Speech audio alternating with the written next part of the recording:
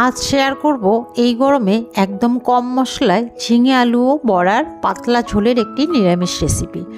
এই গরমে একদম মশলা ছাড়া এই রেসিপি তৈরি করবেন, দেখবেন তৃপ্তি সহকারে ভাত খেতে পারবেন আর সকলেই খুবই পছন্দ করবে। আশা করছি আজকের এই রেসিপি খুব ভালো লাগবে।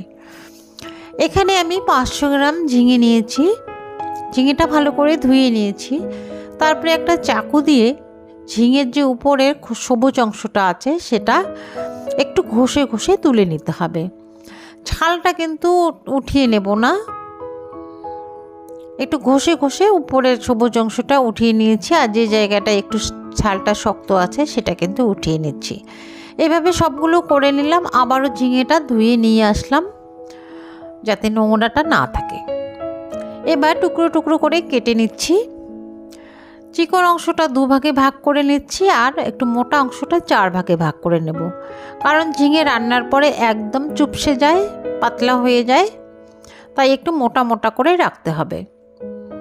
এবার একটা প্লেটে উঠিয়ে নিচ্ছি। এখানে 300 গ্রাম আলু আমি কেটে নিয়েছি মোটা মোটা করে, আর নিয়েছি মটরের ডাল হাফ কাপ। এটা ভালো করে 3 ঘন্টা ভিজিয়ে রেখেছি, নরম হয়ে গেছে। এবার এটাকে মিক্সিং জারে দিয়ে পেস্ট করে নিতে হবে। একটা মিক্সিং জারে দিয়ে দিচ্ছি, দিয়ে এটাকে পেস্ট করে নেব। একদম ফাইন পেস্ট করে নিতে হবে। আপনারা চাইলে এটা মটরের ডালের পরিবর্তে যে কোনো ডাল ইউজ করতে পারেন। আমি মটরের ডাল নিয়েছি। 2 টুকরো আদা দিয়ে দিলাম ছোট্ট ছোট্ট, আর দিয়ে দিলাম সামান্য মৌরি, আর দিয়ে দেবো কাঁচা লঙ্কা। এগুলো দিয়ে একসঙ্গে পেস্ট করে নেব।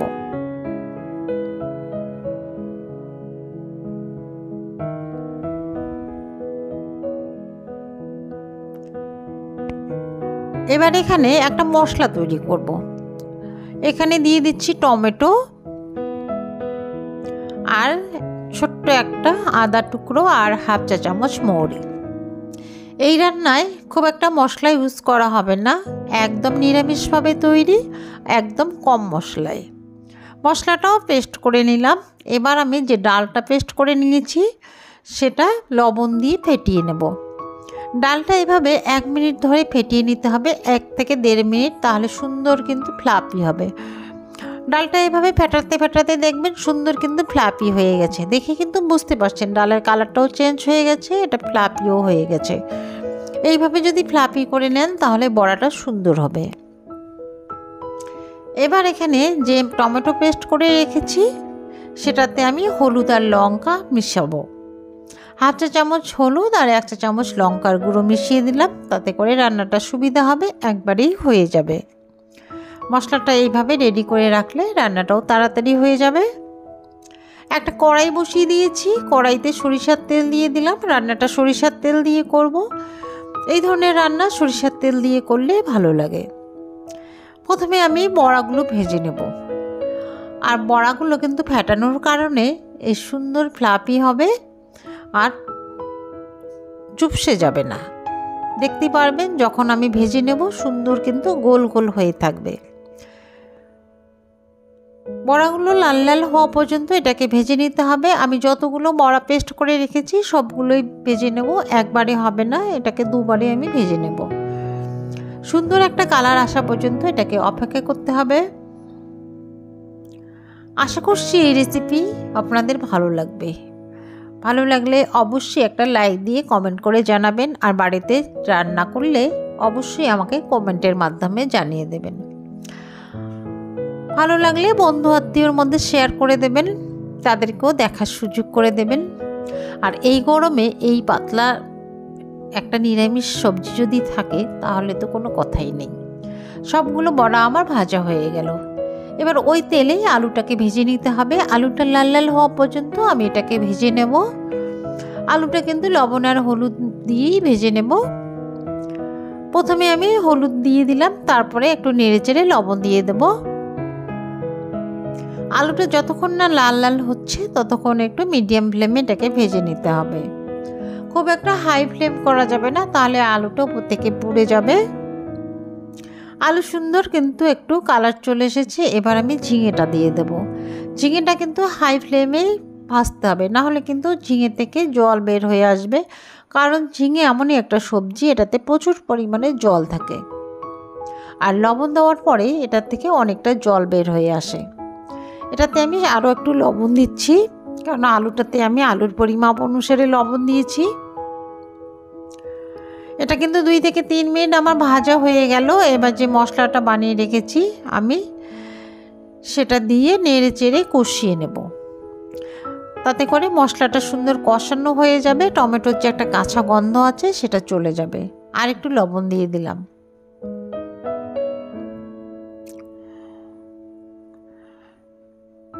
দুই থেকে 3 মিনিট এটাকে কষিয়ে নিলে টমেটোর যে গন্ধ আছে সেটা চলে যাবে।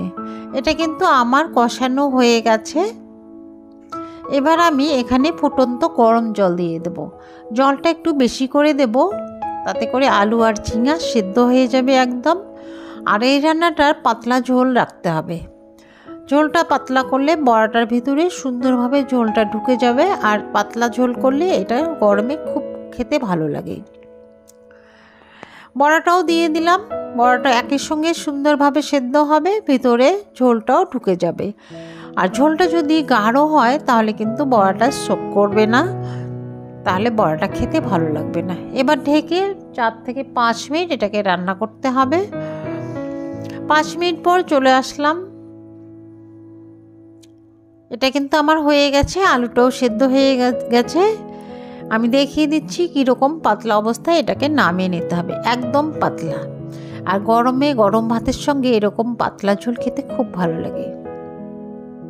একবার হলেও ট্রাই করবেন, দেখবেন খুব ভালো লাগবে, সবাই খুব পছন্দ করবে। এবার এটাকে নামিয়ে নিচ্ছি একটা বাটিতে করে, এটা আমি নামিয়ে নেব। রান্নাটা কিন্তু আমার এখনো শেষ হয়নি। এবার দেখবেন আমি কি করব। 1 টেবিল চামচ মতো সরিষার তেল দিয়ে দিলাম, আর দিয়ে দেব 3টে শুকনো লঙ্কা, একটা তেজপাতা মাঝখান থেকে ছিঁড়ে দিয়েছি, আর দিয়ে দিচ্ছি 5 ফোড়ন। এটা ভাজা ভাজা হয়ে আসলে আমি তরকারিটাকে এখানে ফোড়ন দেব। ফোড়ন দেওয়ার পরে কিন্তু এটা খুব একটা বেশি সময় রান্না করা যাবে না, 1 মিনিটের মতো রান্না করলে এটা হয়ে যাবে। এর থেকে বেশি রান্না করবেন না, তাহলে কিন্তু টেস্ট নষ্ট হয়ে যাবে। এটা ফুটে আসলেই নামিয়ে নেবেন। আর এরকম দেখবেন সুন্দর ঝোলটা পাতলাই আছে, এর থেকে গাঢ় করবেন না, তাহলে কিন্তু ভালো লাগবে না। এটাকে এবার নামিয়ে নিচ্ছি। দেখে কিন্তু বুঝতে পারছেন এটা খেতে কতটা টেস্টি হতে পারে। বন্ধুরা, চ্যানেলে নতুন হলে একটা সাবস্ক্রাইব করার অনুরোধ থাকলেও সাবস্ক্রাইব করে পাশে থাকা বেল নোটিফিকেশনটি অল করে রাখবেন, আর এরকম নিত্য নতুন ঘরোয়া রান্না পেতে সাহায্য করবে। আজ এ পর্যন্তই, দেখা হবে পরে আরেকটি নতুন রেসিপিতে। ভালো থাকবেন, সুস্থ থাকবেন, ধন্যবাদ।